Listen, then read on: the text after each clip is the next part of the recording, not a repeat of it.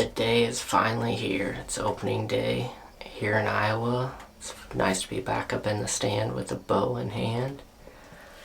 I'm here on my farm, which is the Front 40 is what I'm calling it. This is the second year, and this year I've done a lot of work onto this farm. And I'm hoping that'll pay off this year. My goal is to hopefully kill a mature buck on this farm.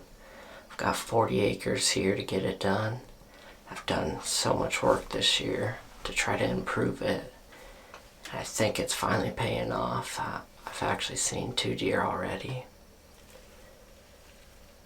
And it is just a little after 6 here, so it's still pretty early on in the evening. Kind of a little bit about this setup here. I've got corn and beans that come together right behind the blind. And then I've got newly planted alfalfa that I planted this spring. So they all kind of come together right behind the blind. I've got a scrape tree about 30 yards away out over this side. And then the alfalfa runs clear back over here with the beans. And then corn is just right behind me. So the corn provides a great screen from the road. But yet I've got corn and beans, so that way I've got both grains here. And then the alfalfa is a good green food source. It came up pretty well. There's some areas that it didn't grow quite as good, but looks pretty good. I'm really just excited to be back in the stand. I've got one buck that I'm really after, and he was back. He was actually here last year. And if you watch the hunt from last year, it's that same deer. He's kind of got a little taller G3s, a little older deer. And I'm hoping to catch up with him this year. I don't have many daylight photos of that deer, so just trying to hunt and see if I can see him. I know that cameras don't tell you everything, but it feels good to just get out and see a few deer. That makes me feel a lot better about the work that I put into this farm. Sit back here and see what else comes out.